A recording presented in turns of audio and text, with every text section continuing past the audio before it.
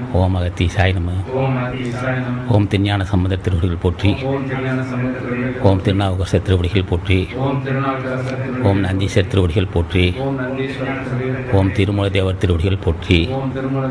ஓம் காலாங்கிநாதர் திருவடிகள் போற்றி. ஓம் போகமகர்ஷி திருவடிகள் போற்றி. ஓம் மாணிக்கவாசர் திருவடிகள் போற்றி. ஓம் ராமலிங்க சாமிகள் திருவடிகள் போற்றி. அது மாதிரி இதயத்தில் வந்து கனிவு சிந்தை எப்போது வரும்? நான் இனி சைவ உணவு தான் மேற்கொள்வேன், அசைவ உணவு உண்ணாமாட்டேன் என்று சத்தியம் செய்து கொள்ள வேண்டும். நேற்று வழி உண்டிருந்தாலும் இன்று அதை மாற்றிக்கொள்வதற்கு முயற்சிக்க வேண்டும். ஆசான் திருவடியை பற்றி கொள்ள வேண்டும். அப்போ சைவ உணவு. அப்போ உணவில் சைவம், உள்ளத்தில் சைவம். உள்ளம் எப்போது சைவமாகும்? நான் பிறருக்கு இடையூறு செய்யாது இருக்க அருள் செய்ய வேண்டும்.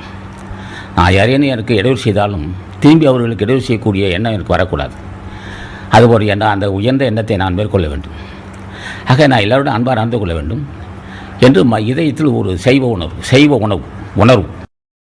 இப்போ உணவில் செய்வோம், உள்ளத்தில் செய்வோம். உள்ளம் சைவமாக வேண்டும். அது எப்போது ஆக வேண்டும்? எப்போது வரும்? அகத்தீச அடியும் தூய மனசோடு இருக்க வேண்டும். அடியும் தூய மனசு இருக்கும். தூய மனசுனா என்ன?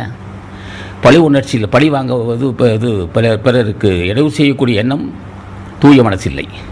பிறருக்கு மகிழ்ச்சி உண்டு பண்ணக்கூடிய எண்ணத்தை எனக்கு தர வேண்டும் என்று கேட்க வேண்டும். அதான் சைவத்தை உணர்வில் செய்வோம், செய்கையில் செய்வோம்.